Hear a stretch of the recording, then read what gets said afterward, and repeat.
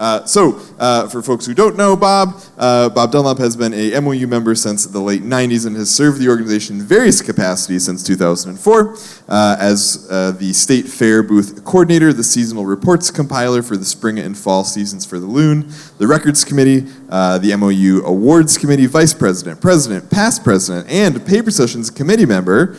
In addition, he has also contributed to the MOU over the years by leading and co-leading MOU-sponsored field trips, writing articles for the Loon and Minnesota Birding, producing the Daily Birding Planner, and helping coordinate the Spring Birding Primer. His day job is working as a zoologist and data specialist with the Minnesota Department of Natural Resources, which includes conducting annual bird surveys and population monitoring during the field season, as well as managing large data sets of Minnesota's avifauna. And, as we just learned, is now the new chair of the Records Committee. Bob. Hi.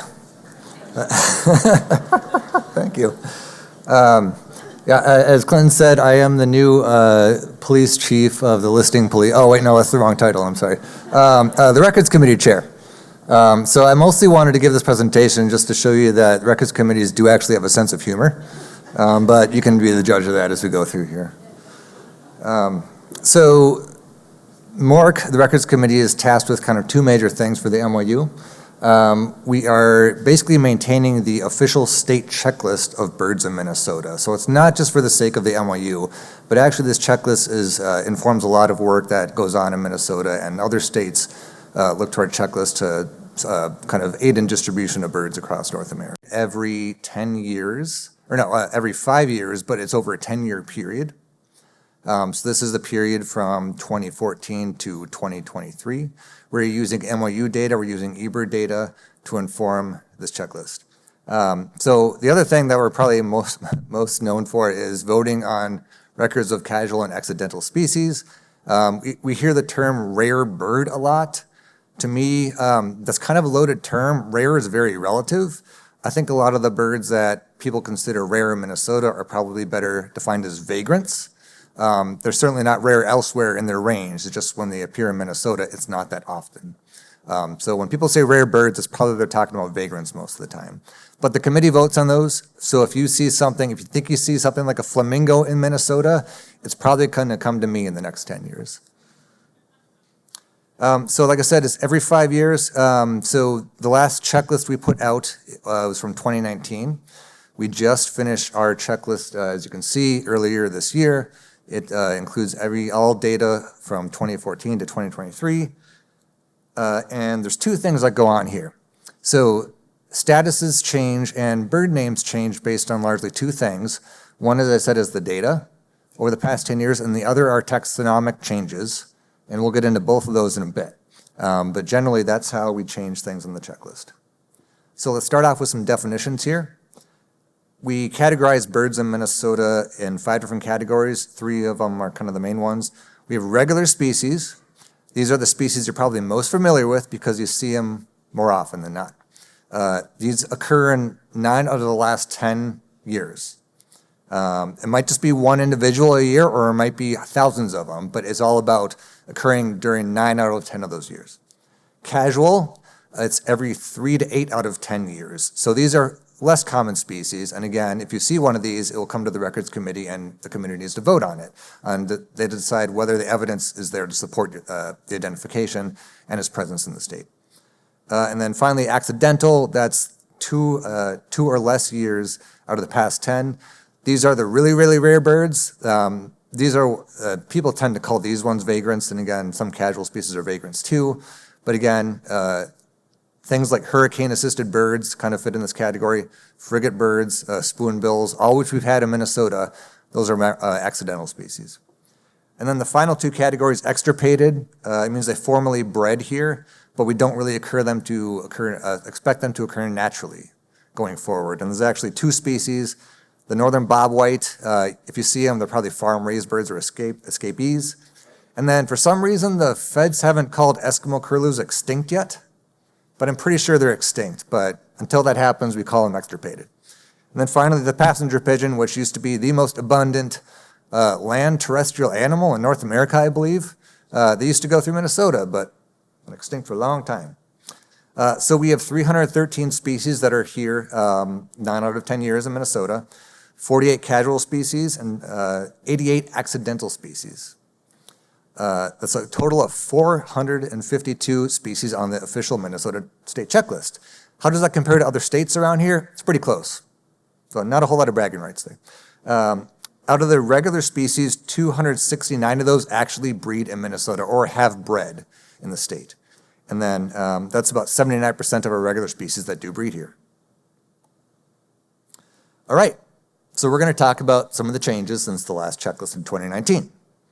We're going to start with ups and downs, then I'm going to talk about some taxonomic changes, largely name changes to the common names, and then I'm going to end with kind of a bonus slide. I'm not going to give anything else away about it, but you're going to enjoy it. So these are 3 birds that are now regular species, meaning they occur almost every year, if not every year now, in the state. Again, there's a theme going on today about using the breeding bird survey data. It's a great data set. It gives us a lot of context about why we're seeing these changes in our state. The black-necked stilt is the first one. It's almost 14% increase over the past 22 years in the prairie pothole region that touches western Minnesota. The yellow-throated warbler, it's a 2% annual increase over the past same time period. And then finally, the Eurasian tree sparrow. I'm going to get into each of these individually. As you can see, the black-necked stilt, before 2003, we didn't have very many records. In fact, it was such a rare bird that people would leave work, leave their home lives, and dash out to wherever one was reported just to see it.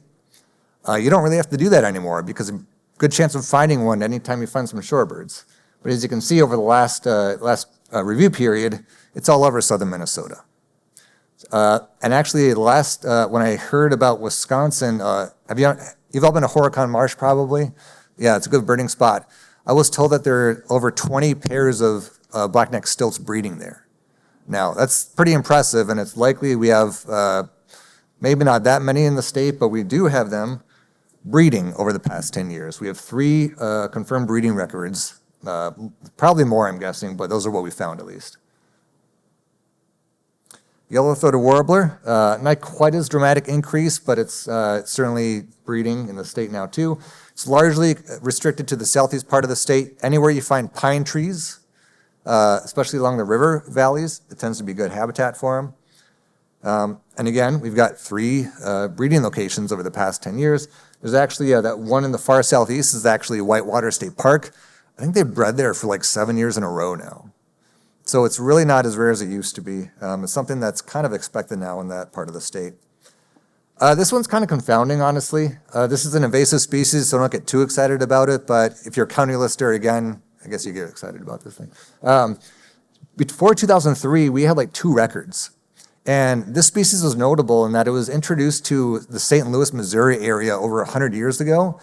And for some reason, it didn't really expand out of that area for a long time. Think of a lot of other invasive species like collared dove. It colonized most of North America in a matter of like 2 or 3 decades. This species didn't do that for some reason until the last 20 years. Now they're expanding. They're all over southeast Iowa. They're in Wisconsin. They're in Illinois. They're in Chicago. And now they're increasingly being seen in Minnesota and really kind of all over the state. I don't really understand that distribution, but they're almost annual now on the North Shore alone, but obviously it's a regular species now in the state. We do have 1 breeding, I guess, record. They're not sure if it was a pure bird. It kind of looked like it hybridized with a house sparrow. What's the biological significance of that? I have no idea. They're both exotic species. We probably shouldn't care too much about them, but if you're a county lister, this is a big deal for you. We have a few species that are new in Minnesota. That means they're first state records since the last checklist. We have broad-billed hummingbird from 2 years ago, a limpkin, and I'll get to limpkins in a minute. We have a brown booby, common blackhawk. This was actually a bird in the 1970s. That showed up. They decided that it was probably a released bird, and then they decided again last year that maybe it was a wild bird, so it made it back on the list. Phainopepla in Duluth, I think, a couple years ago, lesser goldfinch, cassin sparrow, Abert's towhee, there's still some uncertainty about the birds that were in Itasca County a couple years ago, but for now they're on the list. And then Swainson's warbler, I bet a lot of people saw the Swainson's warbler that showed up in Hennepin County last year, yes. A lot of heads nodding. Good, because you don't have to go down to the Ozarks and tramp around in swamps to try to find that bird. All right, let's talk about limpkins. This is, if you look up the account on Birds of North America online, they'll tell you that not much was known about limpkins for most of those birds' history in ornithology in the U.S. And it's a pretty common bird in the tropics. Any marsh, you're going to probably see a limpkin. In North America and the United States, it was pretty much just the southern half of Florida for just about as long as anyone's been looking. And then for some reason, around 2015, 2016, 2017, that changed dramatically. And we got our first record in 2021. We had another one the second year. And then in 2023, they showed up in 6 different counties in Minnesota. Audubon put out a really, really good article in their bird magazine this summer. And you can read more about hot limpkin summer and why that occurred, but it is something now that they're breeding in Louisiana. They're being increasingly seen all over the U.S. It is something that to keep an eye out for. And actually, this might be the first species that once it appeared in Minnesota, it wasn't even really accidental. It went straight to casual. All right, so now let's talk about the birds that are going the opposite direction. So they're going largely from regular to casual or casual to accidental. I don't need to say much more about grassland birds that hasn't already been said. Darren told us the plight of them in Minnesota grasslands. Todd talked about the 3 billion birds. It's the same story with these guys. Chestnut collar longspur here on the right. That was a very common bird in a lot of grasslands, including western Minnesota up until probably the 80s, 90s. The middle one is the Sprague's pipit. That's actually one of the nestling photos from northwest Minnesota. And then burrowing owl, that's kind of an interesting one too. There was actually a effort to try to kind of add to their numbers in the late 80s that the DNR tried. And as far as we know, it was pretty much a failure. The birds didn't come back the next year. They migrated out and never came back. But as you can see, nesting records are kind of steadily decreasing over the past few decades. They occasionally do nest in western Minnesota, but there's no populations. And so we, as a breeding species, that pretty much is an extirpated bird in Minnesota. They show up from time to time. And as you can see, here's the breeding bird survey. The trend again is an annual decline of 1% over its range in the breeding conservation region. Sprague's pipit, similar story. We have had less than 2 of these over the past 10 years. Again, this was a regularly breeding species at one point in Minnesota. Birds just become really, really tough to find. If you know anything about population dynamics, birds that are at the kind of their populations at the edge of the range, which a lot of these birds are, tend to be the ones that disappear first. And so that's what we're seeing with all of these grassland birds that are at the edge of the range of Minnesota. We're losing them. There's still other parts of the range, and the Dakotas, especially in Montana, but they're really disappearing from Minnesota pretty quickly. This is a 6% annual decline in the region that touches Minnesota. And the chestnut collar longspur. When I started birding, I went to Felton Prairie, I think it was 2002. You drive down the road, you see about a dozen pairs of these birds. They're on the road, they're on the fence line, they're gone. The last time we saw them at Felton Prairie was, I think, 2019. And they are no longer a regular species in Minnesota. This was something that at one point in the 80s, we had over 200 individuals in that population. And this has just like vastly disappeared from its range. And they're declining all over, unfortunately. But yeah, again, the bird conservation region, the prairie potholes, it's a pretty dramatic decline. All right, so that's it for data-driven changes. Taxonomic changes are a result in bird name changes and splits and lumps. And again, as you can see, basically someone publishes an article and then people eat it up and they say, sure. So the barn owl that Carla presented on earlier, this is our first name change. Basically, they said, yeah, this one sounds a little different, so we're going to split them all. So now the one we have is the American barn owl. The Western barn owl occurs in Europe, Africa, Middle East.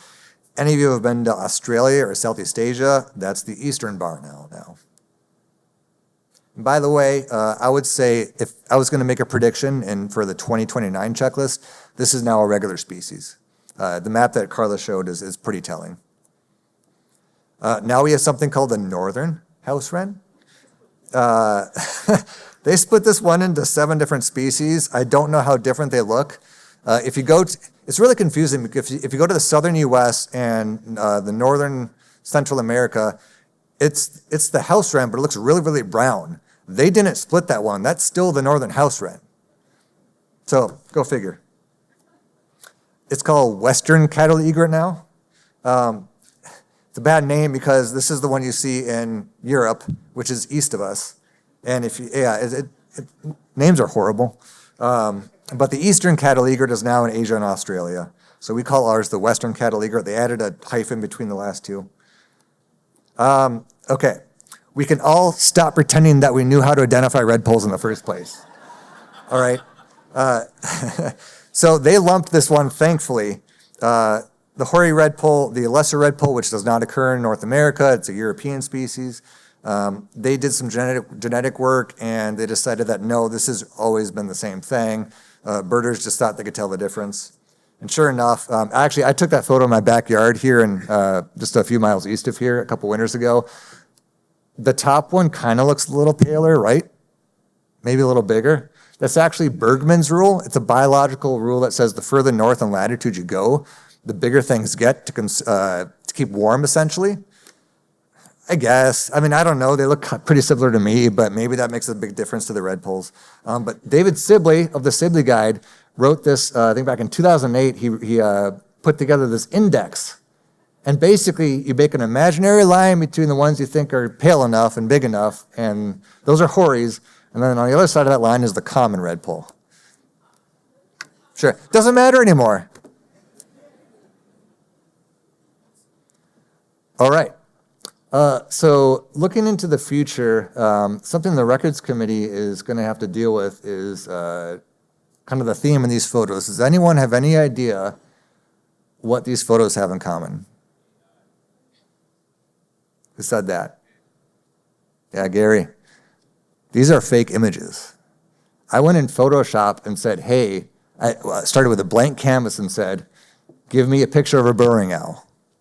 That's what it came up with. Give you a picture of a purple gallinule. That one. Give me a picture of a crested cara. Cara. White ibis. Kirtland's warbler? Maybe not so much. That's a pretty good image, though. I don't know what it is. It's not a real bird. But this is the day we live in, right? I mean, those look pretty dang good. By a first glance, I would have no problem saying, wow, that's a beautiful photo of such and such. These are not real images. Artificial intelligence searched its database, which is largely driven by things like Google Images, other things, and said, hey, I know what a burrowing owl is supposed to look like. I'm going to draw one. It's pretty cool. So as a Records Committee chair, we have to now decide whether the photo was actually taken by a human being and not someone going into Photoshop and making it. I guess it's the challenge we face, but yeah, the world's ever changing. So that's pretty much what I wanted to say today. I think in the past, we've kind of had a lack of the Records Committee presence here, so I want to change that. I want to make sure that the black box is kind of opened and you understand what the committee does and why we do it. And we are really contributing to the scientific record in Minnesota, and this is just kind of a little bit of the behind-the-scenes stuff. So if you haven't seen it yet, go to the website, check out our updated checklist. It's got all this information in it. There are some additional taxonomic changes. I think they did something to night herons. They moved the heron sequence around. But other than that, what I showed you are kind of the major changes. Probably be back in 5 years in 2029 to show you the next ones.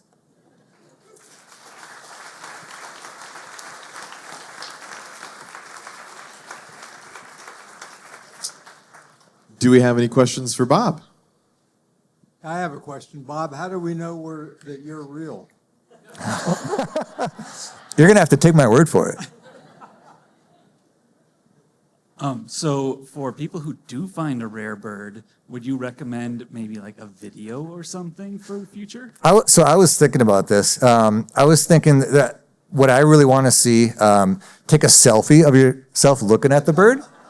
And if the bird is in that photo, that's like kudos points. I also thought like if you got a little note notarized, like actually go to a notary public, like that'd be pretty good. Like I would be okay with that.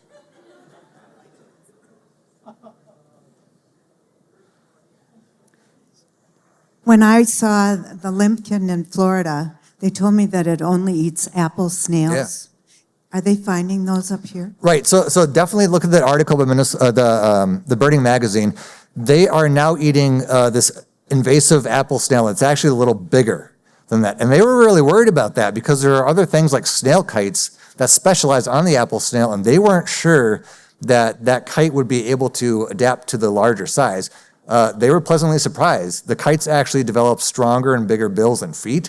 They have no problem. Limpkins have absolutely no problem with them. They're thriving on that. So as the invasive snail actually increases, that's one of the drivers of the population change, the boon in the limpkin. Another interesting thing is that because limpkins have increased so much, they're now going way beyond the range of those apple snails. And they've been seen eating things like both invasive and native mussel species, which native mussels, if you don't know, are some of the most imperiled organisms in the continental United States. And so we don't want birds eating them. It's bad. But limpkins are, turns out, we didn't know a whole lot about them, but they're a pretty adaptable bird. Good question. Are there other questions out there, everybody? Yeah, Kristen. Yeah.